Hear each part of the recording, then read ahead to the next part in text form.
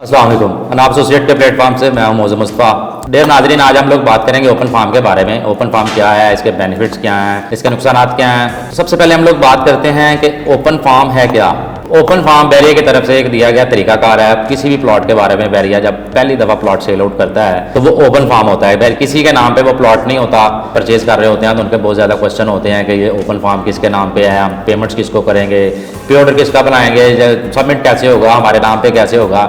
सबसे पहले हम लोग बात करते हैं कि ओपन फार्म को सबमिट कैसे करवाया जाता है। डेर नाज़रीन, जब भी बैरिया कोई भी deal 100 plot 200 plot 50 plot launch करता है तो वो एक अथॉराइज्ड स्टेट को वो प्लॉट्स देता है। अथॉराइज्ड स्टेट डिफरेंट नीचे अपने इन्वेस्टर्स को देती है और यूं इस तरह वो मार्केट के अंदर फॉर सेल प्लॉट आते हैं। तो इस तरह ये ओपन फार्म जब खरीदा जाता है एज अ क्लाइंट तो हम लोगों को ये जो सबसे पहला सवाल होता है कि किसके नाम पे है। तो डेर नाज़रीन, ओपन फार्म किसी के नाम पे नहीं होता, ये एक स्टेट को अथॉराइज्ड किए जाते हैं, स्टेट के नाम पे दे दिए जाते हैं। डेर नाज़रीन, सबसे पहले जो क्वेश्चन होता है कि हम हमारे नाम पे पहले सबमिट करवाएं, हम फिर पेमेंट करेंगे। पेपर होता है, अगर उसके ऊपर हम आप लोग किसी का भी नाम लिख दें तो उसके नाम पे प्लॉट बैरिया की तरफ से ट्रांसफर हो जाता है। तो इसलिए हम लोग क्या करते हैं कि पे ऑर्डर या हम लोग कैश अपने हाथ में रखते हैं और उनके नाम पे जो भी क्लाइंट खरीदता है, परचेज करता है, उसके नाम पे फिल करते हैं और जाके बैरिया में पेमेंट्स लेके सबमिट करवा देते हैं। ये इसका एक बड़ा आसान तरीकाकार है प्लॉट लेने का। और इसमें ऐसा कोई ब्लंडर किसी किस्म का कोई भी स्टेट ऐसा नहीं, मार्केट में आज तक ऐसा नहीं हुआ कि ओपन फार्म के ऊपर कहीं से ब्लंडर हुआ हो। ओपन फार्म जितने भी आज से डे 1 से लेके आज तक जितने भी प्लॉट्स बैरिया में सेल हुए हैं, लेट्स सपोज 40,000 टोटल प्लॉट है, तो 40,000 ही पहले दिन ओपन फार्म आया था,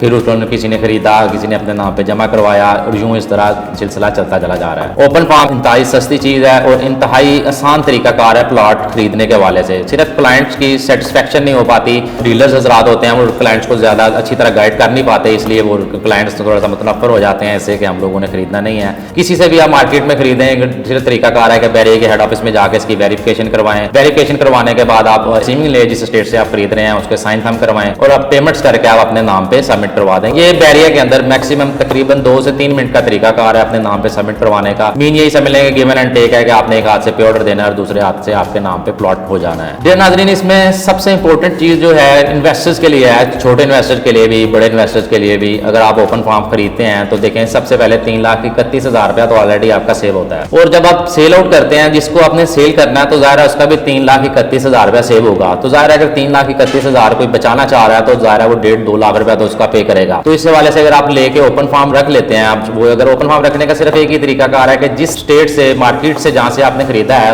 उसके ऑनर से और उसकी स्टेट से आप स्टैंप के साथ रिसीविंग लें। जब तक बैरियर टाइम देता है आप उस वक्त तक ओपन रखें। दोबारा आप सेल आउट करेंगे तो वो 3,31,000 रुपया ऑलरेडी प्लॉट आपका महंगा होगा। ये मैं 5 मरले की बात कर रहा हूँ, 8 मरला 10 मरला कनाल के अगर प्लॉट्स हैं तो उनका फिर ट्रांसफर फीस ज्यादा है, तो उसी हिसाब से वो उतने ही ज्यादा हम लोगों को बेनिफिट्स दे सकते हैं। इसी के साथ मैं इंशाल्लाह आपसे इजाजत चाहूंगा। अल्लाह हाफिज, शुक्रिया।